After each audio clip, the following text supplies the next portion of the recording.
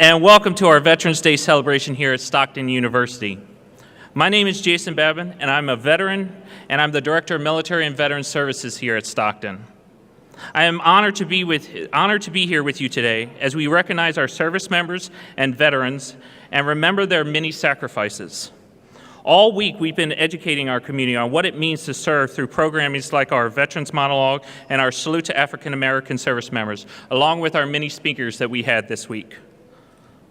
Along with today's events, each one of these programs was done to help our community better understand the great men and women who wear the uniform.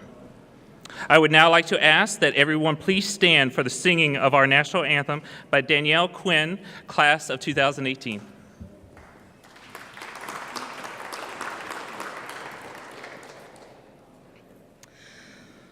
Oh, say, can you see by the dawn's early light what so proudly we hailed at the twilight's last gleaming, whose broad stripes and bright stars through the perilous fight o'er the ramparts we watch were so gallantly streaming, and the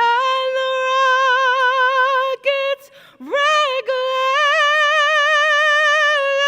bombs bursting in air, gave proof through the night that our flag was still there.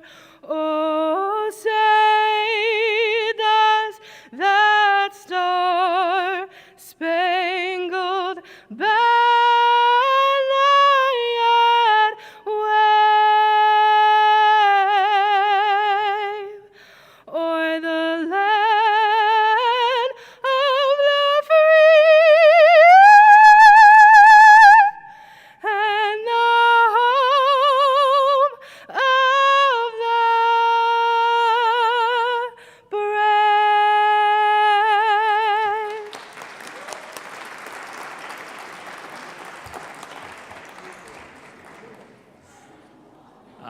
Yes, that was amazing. Thank you, Danielle.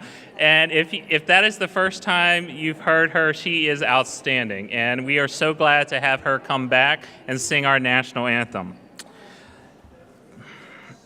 At this time, I would like to recognize all those among us who have served in the U.S. Armed Forces. To our active duty military personnel, reservists, members of the National Guard, and all our veterans.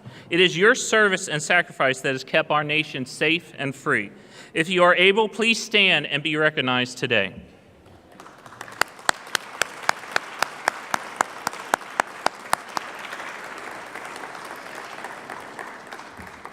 Regardless of which branch you served in, whether it was in combat or in peacetime, no matter what your job was or how many years you served, you deserve the recognition and thanks of a grateful nation.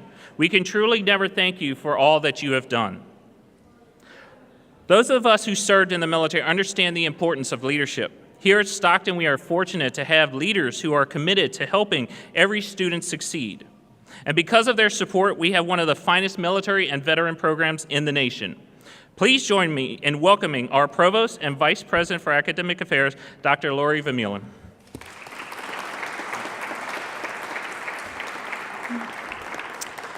Good morning, everyone.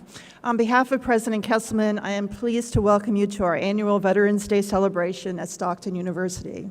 Winston Churchill said, "All the great things are simple, and many can be expressed in a single word: freedom, justice, honor, duty, mercy, hope." All of these great things are available to us in America because of our veterans. Today we celebrate Veterans Day. There is no apostrophe in this phrase, and this is intentional. This isn't a day that belongs to veterans. It isn't owned by veterans. It is a day that belongs to everyone who enjoys the life that exists for us because of the sacrifices of our veterans and their families. This celebration directs all of us to honor our veterans and to thank them for giving us these 6 great things that Winston Churchill points us to: freedom, justice, honor, duty, mercy, hope. Now, I'm going to keep repeating these things so that I can quiz you on them later. I am the Chief Academic Officer, and I'm allowed to quiz you on anything at any time. So remember them: freedom, justice, honor, duty, mercy, hope. Freedom is not free, and those who have paid the ultimate sacrifice, their families and friends, know this truth. Freedom is the opportunity to choose for ourselves. It is a priceless gift that is not available to everyone at all times. Our veterans protect the freedoms that we enjoy. They provide our freedoms, and they endure our freedoms. Justice is not served when freedom is limited. Our veterans preserve freedom, and in so doing, allow for justice. Honor reflects the esteem that we place in our veterans for their contributions to providing our freedom. Duty is about responsibilities. Our veterans have personally taken on the responsibility to protect our freedom. Mercy is our wish to our veterans that you may treat yourselves with compassion. And finally, hope. Hope is for what comes next. You may know that Veterans Day was originally Armistice Day, a day set aside to commemorate the armistice that was signed on November 11, 1918, to end World War I. World War I was described as the war to end all wars. This was a great expression of hope. We haven't lost that hope, and we thank our veterans for keeping this hope alive. All the great things are simple, and many can be expressed in a single word: freedom, justice, honor, duty, mercy, hope. We thank our veterans for the gift of these great things. Stockton University has a strong history of supporting and welcoming veterans. Our institution is approaching its 50th anniversary since our founding, and one of the unique things about Stockton is that we began during the Vietnam War. We welcomed many Vietnam veterans to our campus, and this began a strong tradition of honoring, welcoming, and supporting our veterans, all while providing them with a Stockton education. We thank our veterans for being a part of our history and our identity. We thank them for providing us with the opportunity to provide a transformative and impactful education. So I guess I have to disagree with Winston just a bit. He said all the great things are simple, and many can be expressed in a single word: freedom, justice, honor, duty, mercy, hope. These things are indeed great, but the ability to have them and to keep them is not at all simple. On behalf of Stockton University, we thank our veterans for their contributions to providing these great things for the benefit of all of us. Thank you for attending today.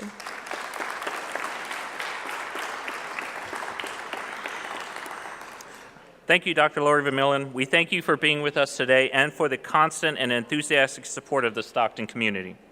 Our next speaker is a U.S. Army combat veteran and president of the Student Veteran Organization. Please welcome Mr. Ryan Lertsema.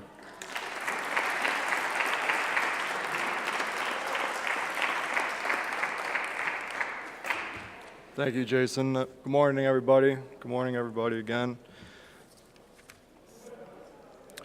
Thank you all for coming out on this impactful day. Fellow service members, veterans, families, and leaders of the community, thank you for being here. It is an honor to observe Veterans Day with all of you. Though I put my uniform up for good, it doesn't mean that I will give up serving for my country in any way possible. It is daily on an occurrence for me on how to challenge myself to do more for others, and not only to give back to our community, but also what we as a community can do for others. On this day, we respect and we give our gratitude and appreciation for our freedom to our nation's veterans. As a community, we are indebted for their sacrifices, the men and women who took the nation's call to serve from home to installations around the world and be deployed to foreign lands.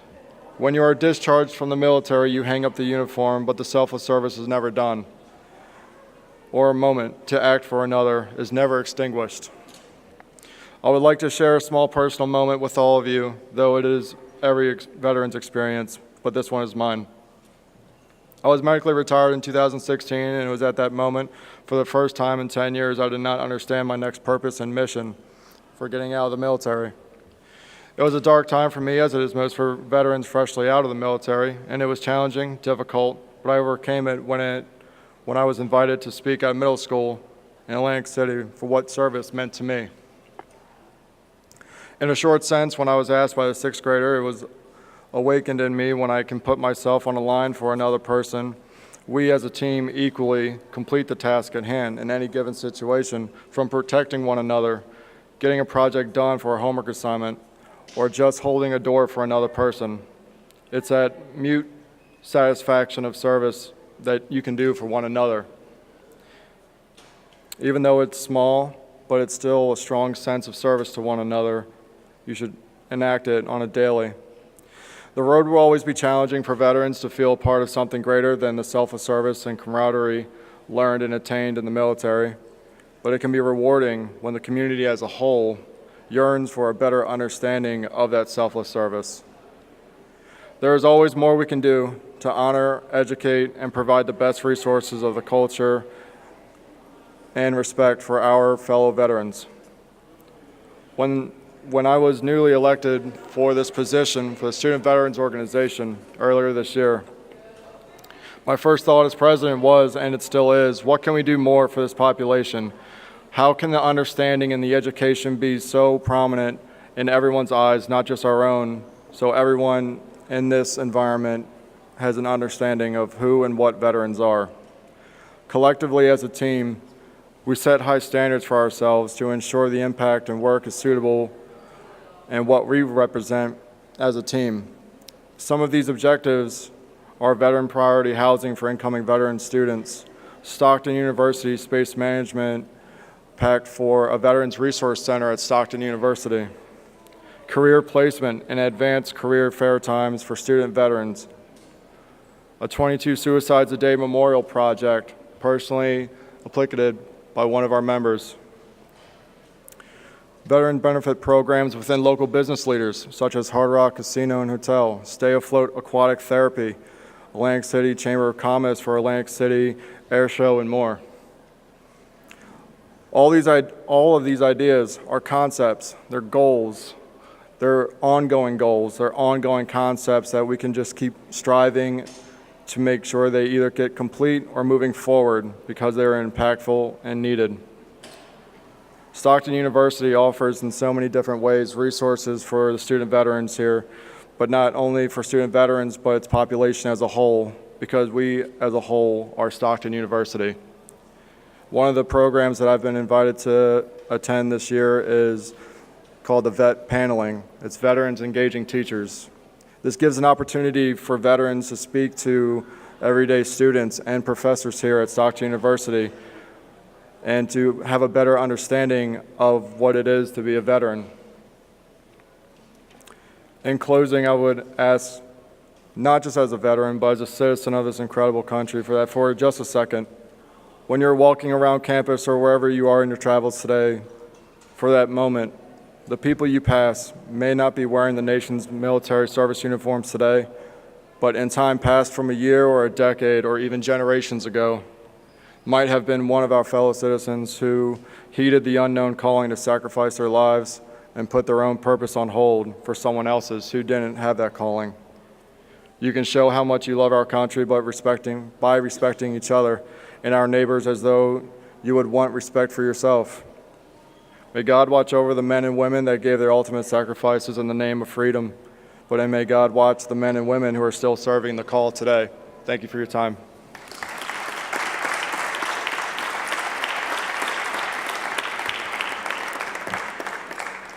Thank you, Ryan. And everybody that knows Ryan, I've had the pleasure of working with him for the past year personally as the leader of the SVO, and I can tell you that he strives every single day to make the lives better for our military and veteran students here at Stockton. I would now like to introduce one of two of our keynote speakers today, Mr. Rick Springsteen. Rick is a U.S. Navy veteran who served aboard a repair ship, USS Cadmus AR-14, as an illustrator draftsman where he conducted 2 cruises in the Mediterranean. After the U.S. Navy, Rick worked as a commercial artist and staff artist for JZ Art Services, the Trenton Times, and the Press of Atlantic City. In addition, he served as a chaplain and counselor for the Atlantic City Rescue Mission from '99 to 2017. He is currently the chairman of the board of Gospel Outbound and a volunteer for American Atlantic City as a VA support specialist. Please welcome Rick Springsteen.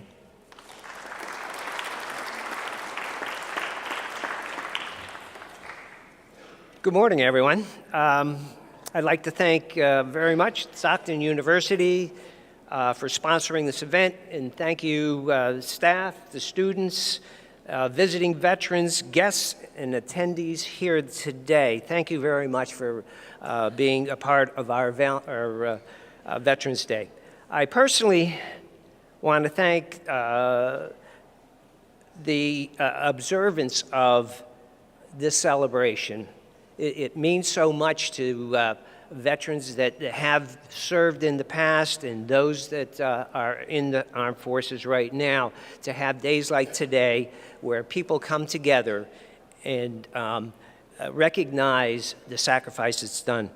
The reason I'm addressing you today is that I'm a veteran. And why am I a veteran? After my senior year in high school, I wondered what the heck I was going to do with the rest of my life. I was almost 18 years old at the time and very self-absorbed with no structure or discipline. My biggest talent was in art. I was truly blessed one day when I talked to a veteran that told me about the naval job called illustrator draftsman. And that's why I enlisted. In boot camp as a recruit, at the Recruit Training Center in Great Lakes, Illinois, I finally learned some structure and discipline that I needed. Not only did I get, as Jason told you, that after boot camp I was assigned to the USS Cadmus AR-14, which is a repair ship. And one of my first details was to go into the microfilm locker in the drafting shop, which was a real mess. We had boxes and boxes of blueprints of ships, not only in the Atlantic Fleet, but in the 6th Fleet, where we ended up in the Mediterranean, because at that time it was the Cold War, and we needed to keep an eye on the Soviets that were in that area. I had many tasks during that period of time, but it was something that I enjoyed very much. Shortly after all of that, when I got out of the Navy, I volunteered for a spot as a commercial artist with JZ Art Service, which was sort of like an apprenticeship in my drawings and so forth. I took to the press over at the Trenton Times and got a job doing artwork. In those days, they didn't have computers. You had to do everything by hand, designing ads for the newspaper, which was a real task in those days. I transferred into advertising sales with my ability of drawing out ads, like I did for all the other representatives there. I was able to do thumbnail sketches and really progressed in the field in the newspapers. And 2 weeks ago, I have to tell you this, that my son just graduated 2 weeks ago from Great Lakes and now is in the Navy down in Pensacola, Florida. and is following the footsteps of his grandfather, myself, and now he's third generation, which I'm really happy about. My naval experience proved to be very helpful, and I hope that veterans that have served in the armed forces has gotten into that niche that they needed to be. I have an appreciation for each veteran. You know, a veteran signs up for 2, 3, or 4 years, maybe even more. And they become a part of this force that is helping the United States and the world. Let me tell you some perspective into this, starting with the concept of protecting our country. The United States Army was established in June 14th, 1775. Right behind that, the U.S. Navy, October 13, 1775. U.S. Marine Corps, November 10th, 1775. The U.S. Coast Guard, August 4th, 1790. The U.S. Air Force, September 18th, 1947. All of this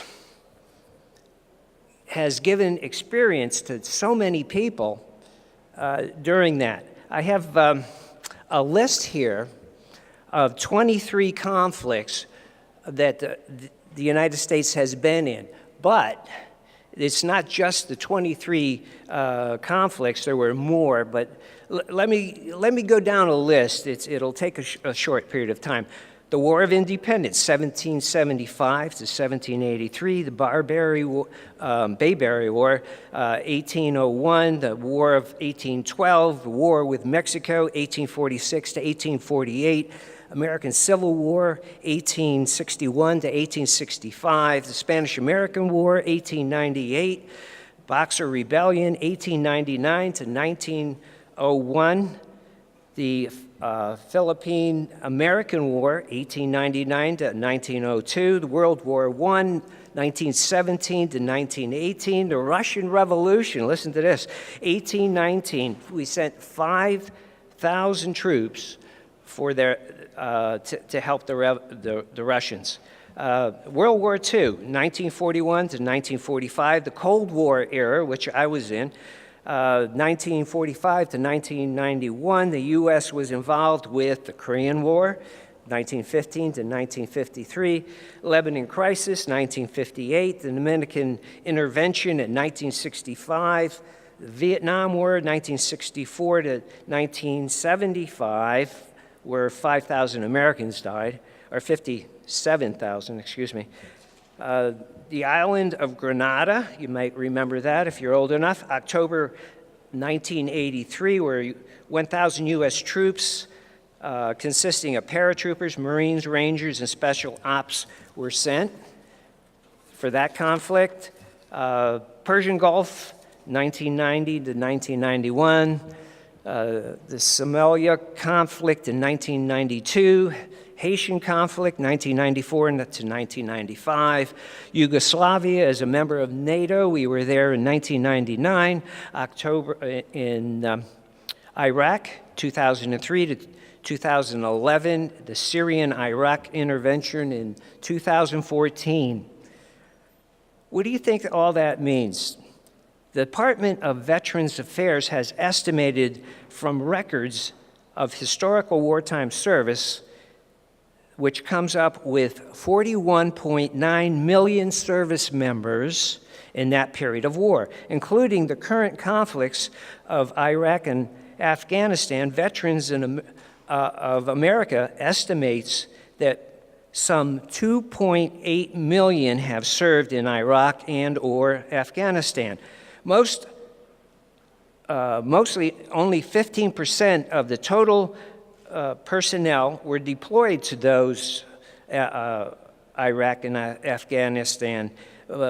So it all boils down to the neighborhood of 44.7 million servicemen and women have been in peace, not only in peacetime, but served consistently during that whole period. I hope that information is an eye-opener to you. Getting back to my own personal story, which is in progress still, as I have already told you, my current employment, or Jason did too, that Volunteers of America is where I serve as a veteran specialist. And, wait a minute.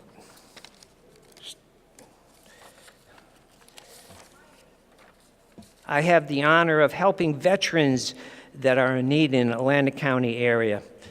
Some are homeless. Some are in need of detox. Some are needing programs or housing or in need of medical assistance to getting their medical records and things like that. That's what I do. I hook people that come into our offices with their needs that are veterans. They may have difficulties like suffering from PTSD, traumatic brain injuries, amputee limbs, depression, you name it. There's a lot more than that. These men and women deserve support from our community as well. I am blessed to connect these veterans with the U.S. Department of Veterans Affairs in Wilmington, Delaware, which includes their clinics in Northfield and Vineland, New Jersey. But I particularly like to use the Veterans Multi-Service Center in Millville, New Jersey. Their staff has been instrumental in helping the veterans in this area. So I thank you very much for your attention, and please remember the veterans on this Sunday, November 11th. God bless America.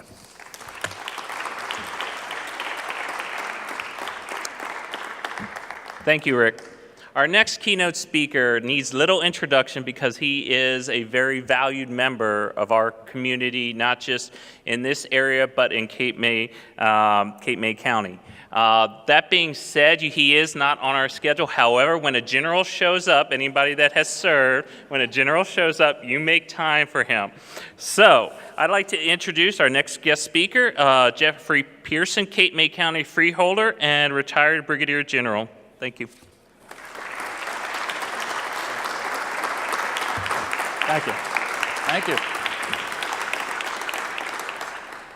Well, good morning. Jason, thank you for putting this program together today. Distinguished guest speakers and parents out here, students, veterans, thank you, thank you, thank you, thank you. Are there any Gold Star mothers in the audience or Gold Star family members? How about Blue Star mothers? You're a Blue Star mother. Would you please stand up? Or Blue Star family members. Thank you. Now, the unique connection here is she's Ryan's mother, okay? Now, Ryan also has two other siblings still on active duty. It's tremendous courage for a family member to allow that to happen, you know? So, and I've known this young lady for a long time. She went to my church in Holy Trinity in Ocean City, and she's now living in Florida, and I haven't had the opportunity to see her for many years, so I just thought it was important just to bring you up just as a Blue Star mother. God bless you. My focus, or my talk, is going to be more focused to the National Guard of New Jersey and what we do for the National Guard and for the veterans of New Jersey in whole as a department. I served 42 years in the military. The bulk of that was in New Jersey National Guard and numerous tours of active duty for training and a 3-year active duty stint at 4th Army Headquarters and at Fort Sheridan, Illinois. So I've been around, been through different parts of the world and done some things. And I'll admit right here in front of you, I've never had a bullet fired at me in anger. So Jason, congratulations that you have made it through this, your array of 2 tours, and God bless you. So I'm here today to just bring you a message, and I want to talk a little bit about more of a historical point of Veterans Day regarding the armistice, because this is the 100th anniversary this year of World War I, the ending of World War I. The guns fell silent on the Western Front at the 11th hour of that 11th day of the 11th month of 1919, and it ended 4 years of bloody war between all the nations of Europe, and then as the United States were drawn in. World War I was a clash of old ideas of warfare and old and new technologies. At the same time, the Great War, as it was called, or the War to End World Wars, it was where the New Jerseyans had played a large part in this war. Following the outbreak of hostilities in Europe in 1914, New Jersey's industrial centers formed a powerhouse of war production. None other was ever found in the country at that time. On the seaboard, the state became the largest producer of chemicals, ammunition, and artillery shells for the country. The new mechanized warfare demanded New Jersey machinery, automobile parts, ships, and petroleum products. The country's wartime leader, President Woodrow Wilson, who was a former governor of New Jersey and the former president of Princeton University, had run on a ticket of no war. He didn't want to fight. But later we were sucked into it with the sinking of the Lusitania. But once committed to the cause, he helped cement the position of the American leadership on the world stage. Consequently, the expectations of the American military power would all change after that for decades to come. As the United States entered the war on April 6 of 1917, the 104th Engineers of the New Jersey National Guard were called upon to construct Camp Dix in the heart of the Pine Barrens in New Jersey here. It's now called Fort Dix, or as many people knew it from the 70s, et cetera, now it's Joint Base Dix, McGuire, Lakehurst. So names change, but the physicality of the place is still there. Fortunately, when I went on active duty in '61, through basic training there, we went into those World War I barracks that were built by the engineers at that time. They were still there then. Thank God they're gone now.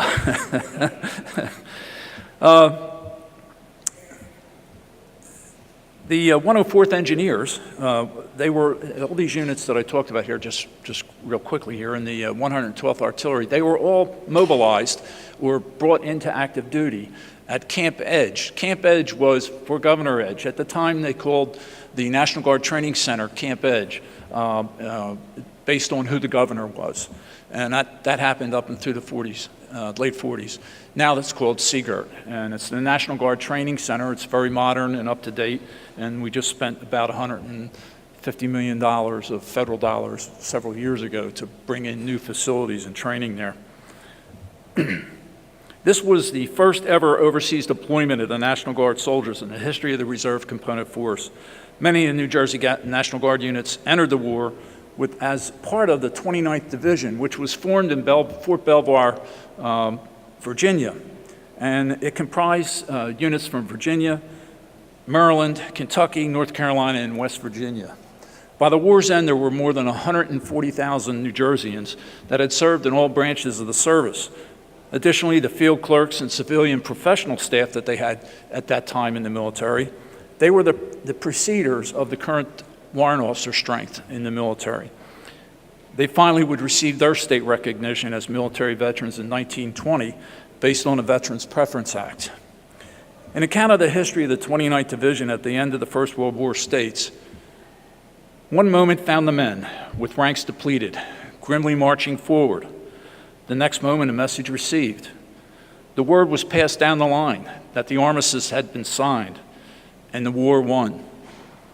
Backs upon which heavy packs bore grievously straightened up.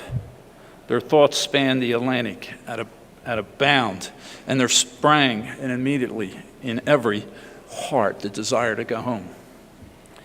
For the signing of the armistice in the 29th Infantry Division and all the other Allied forces laid down their arms out there in the battlefields. They just left them there in northern France, near the farmhouses, the villages, in the Argonne Forest, along the Meuse River. And they moved forward and started to redeploy to debark for home. And that they came through the Hoboken terminal alongside over 1 million other American troops at the same time. 1 year later, President Wilson proclaimed November 11th as the first commemoration of Armistice Day. To us in America, the reflections of Armistice Day will be filled with solemn pride in the heroism for those that have died in country service. The war showed us a strength of great nations getting together to fight with high purposes. And the victory of arms foretells the enduring conquest which can be made into peace. Originally, an act of Congress created Armistice Day as a public holiday in 1938, and it was dedicated to the World War I veterans. In 1954, it was changed to Veterans Day, and it's now dedicated to all veterans that have served. This great conflict ushered in a new era of industrial combat, consisting of machine guns and mechanized warfare, airplanes, things that we'd never seen on the battlefield. The dogfights above the trenches created an entirely new battlescape and understanding the air power. And by 1929, the 119th Observation Squadron, a precursor of the New Jersey Air National Guard, was activated in a newly constructed metropolitan airport at Newark, New Jersey. That transition to that squadron is currently located here in, NAVFAC. The facility right over here on the Air Guard base. German submarine activity off the New Jersey coastline brought destruction to the Western Front, dangerously close to the American shores, the forebearers of the infamous war pacts of World War II. Hundreds of thousands of New Jersey women mobilized for wartime service in munitions factories as nurses, Red Cross volunteers, and ambulance drivers, all the while foreshadowing the massive home front efforts of an even greater world conflict to come in 2 more decades. Soldiers and airmen of the modern New Jersey National Guard raised their right hands with the expectation that they will deploy, they will fight, and they will win the nation's wars, as well as serve for the governor of New Jersey during times of emergencies. The 508th Military Police Company from Teaneck Armory is currently mobilized on active duty, preparing to deploy to Guantanamo Bay in Cuba. More than 250 airmen have been deployed throughout this year of 2018. The 2 New Jersey Air Wings have flown over 5,000 hours this year, 2018. And in the months ahead, hundreds to approximately 2,200 or more citizens, civilian soldiers, National Guardsmen, will be leaving their families, friends, and employers as they ship out to conflicted areas around the globe. The New Jerseyans, many of whom have already deployed more than once, will soon serve in Kosovo, Djibouti, Jordan, Qatar, Bahrain, Kuwait, and Colombia. As we reach the end of our peak Atlantic hurricane season here, the urgency of hometown and statewide emergency looms ahead of us, and that's on the forefront of our minds as citizen soldiers. In September 2018, a New Jersey Army National Guard helicopter with a team of Army and Air Guardsmen was deployed to North Carolina following the Hurricane Florence storm. New Jersey demonstrated selfless service as soldiers and airmen rolled out for Hurricanes Harvey, Irma, and Maria when they struck in succession in the fall of 2017, Superstorm Sandy in 2012, and Hurricane Irene in 2011. And I can personally remember my very first storm when I was an enlisted person was in 1962, the nor'easter of March 62. That was a really terrible storm. Really beat up New Jersey very bad, well, the whole coast. And let's not forget 9/11, where the New Jersey Guardsmen, they were there at the tunnels, the bridges, the rail stations, the airlines, and also evacuating citizens from New York City. As soldiers and airmen endure multiple deployments from the state to active duty, it is imperative to remember that New Jersey cares for its veterans. Let us remember those citizen soldiers who have deployed in service to their country. Let us also remember those who cannot be with us today. To them, to our veterans, to those that are here today, let's say thank you to them. God bless our military service. God bless our veterans. God bless those that continue to serve. God bless you for attending today, and God bless America.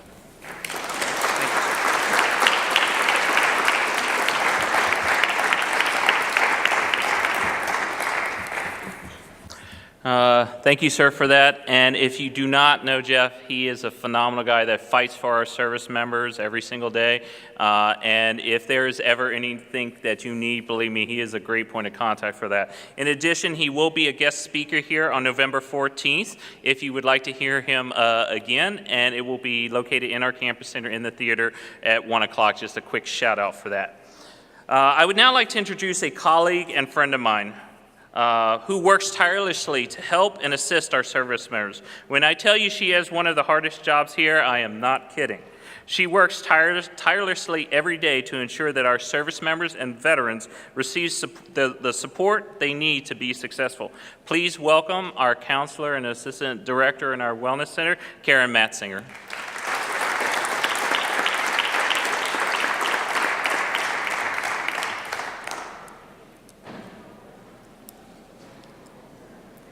Hello, everyone. As many of you know, I'm the counselor who works with the student veterans on campus. 2 summers ago, I was asked to speak briefly on Veterans Day by Jason. He said the topic should be reflection. Reflection on Veterans Day. It seemed like a better topic for Memorial Day to me. I tried to get out of it. He was ready. He said, "You know them the best." This year, he asked me to repeat my speech for all you kind folks. So, one more time, reflection. So many people ask me what it's like to work with veterans. As if there's one story that would explain what it's like to be in my position. As if there's one story that best defines what made a veteran who they are today, and one story that explains the circumstances of their collective past. It's always such a difficult question to answer because I know a good amount of the student veterans, and I know that they don't have one story. I've given these questions, who are they? What are they like? A lot of thought, and I can explain who they are. Think of our veterans like as mirrors. If you look at a mirror, you see a reflection. Like a mirror, our military also provides us with a reflection. After all, they're a reflection of who we are as Americans. They are a diverse population from every walk of life who at some point decided to join the military and accept the responsibility of defending our country and protecting our way of life. That's it. That's what you see when you stand back and you look into a mirror we know as our armed forces. However, say you had the opportunity to stand close. I mean, nose against the mirror close. Only from a position of nose against the glass can you see the true essence of a mirror. Most people don't know this, but when you get close to a mirror, it's actually green. You see mirrors reflect all colors, however, green is the color with the most variant to the human eye. There are many, many shades of green, just as there's many, many shades of people who serve. There's no cookie-cutter example of who serves. They're as diverse as all the greens that reflect in a mirror when you get close enough to really see them. I stand close. I see them. I know them as individuals, not the mirror's reflection, but the close-up variants of green. I know them in all their forms, from every culture, religion, orientation, and background. They're the 18-year-old living in the dorm, and they're the 60-year-old living in their car. They're Christian, Muslim, and Jewish. I've watched some of them lose their faith and others regain it. They come from so many backgrounds that I constantly have to stay on my toes to remember each person's history because it's so much more important than their military service. Funny thing about mirrors, when you put 2 mirrors in front of each other, they create a tunnel with seemingly infinite numbers of reflections. As light bounces back and forth from one mirror to the next, the mirror's reflective capabilities gradually weaken. If someone is looking at the reflection produced in a mirror tunnel, the light waves have already been reflected several times over before reaching their eyes, thus making the greenish color of the mirror's material more prominent. This is such a perfect analogy of how I spend my days at Stockton. I sit with all these diverse and wonderful people and I listen to their stories unfold. The light of their being bounces back and forth between us as the capacity to misinterpret who each veteran is as a person generally weakens, and who they are as an individual becomes more prominent. I am so privileged. So few people get the opportunity to press their nose against the glass and see others' true self so deeply and clearly. I can only extend this privilege to you in small antidotes, but I will try to make you see. So the student who blurts out in class, "I love my guns," is the student who for an entire year slept with a gun tucked in his sleeping bag.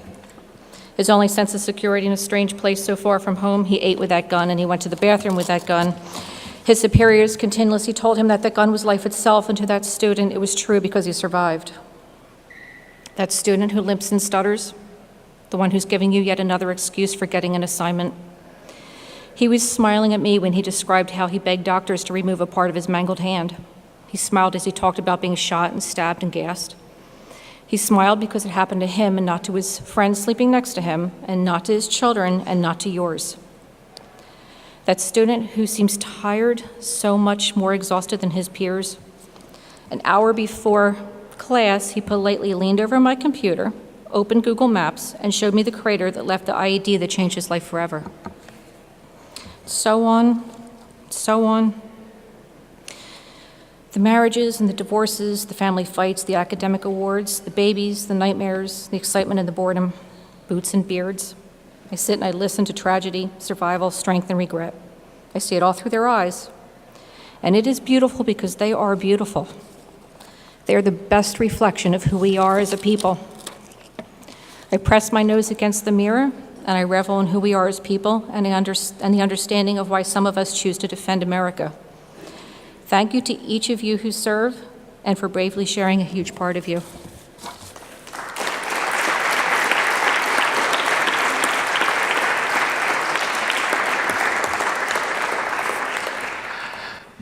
Yeah, Karen, every single time the second year you said that really hits home, I think. And, you know, Karen does have the most amazing and most difficult job here.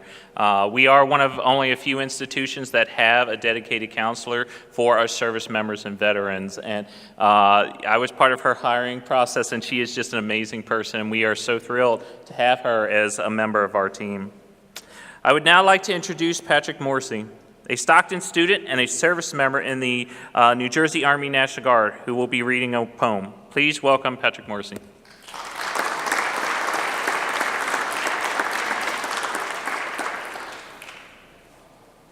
Hello. Sorry.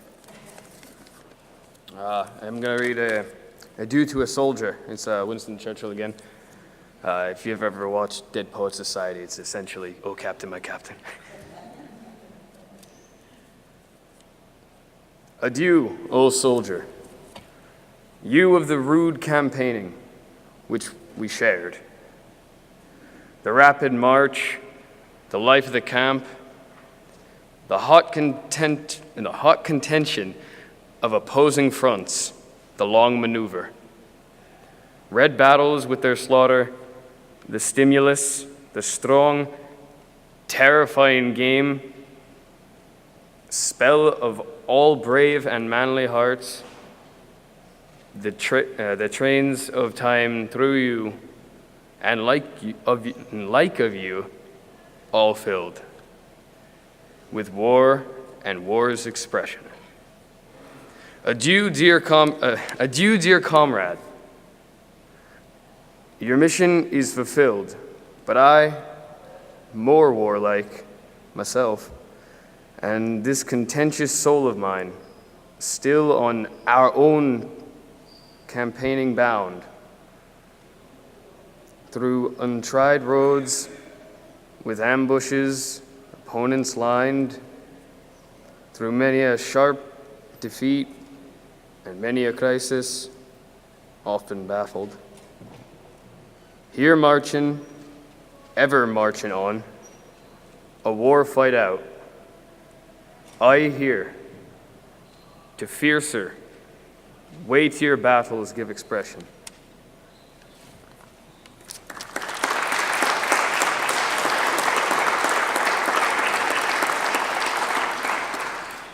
Thank you, Patrick.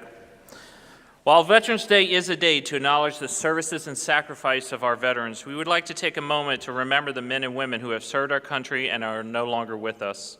Let us never forget those who have made the ultimate sacrifice that have given us the freedom we possess today. Please bow your heads for a moment of silence.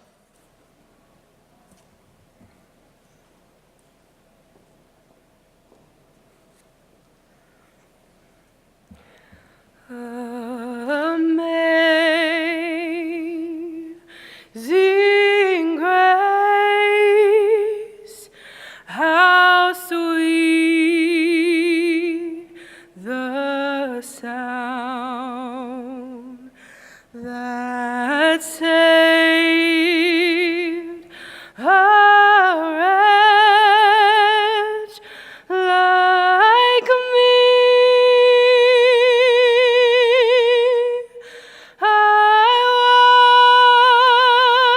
once was lost, but now I am found. Was blind,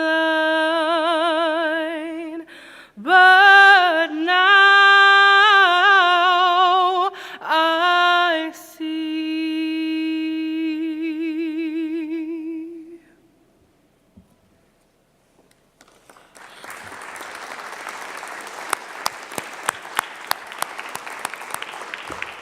Yes, I was even tearing up for that part too as well. So it is perfectly okay, to acknowledge that. While this is a day of celebration, we still want to acknowledge those that, that are no longer here with us. The wreath that you see here will be placed within our Veterans Park.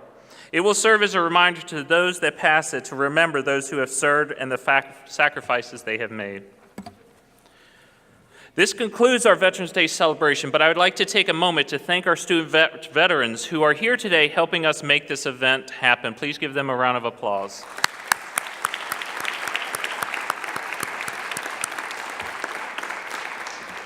I would also like to thank Ashley Jones, who is an invaluable member of our team. You probably saw her running around in the background. It's one of the main reasons we are able to do the things that we do today.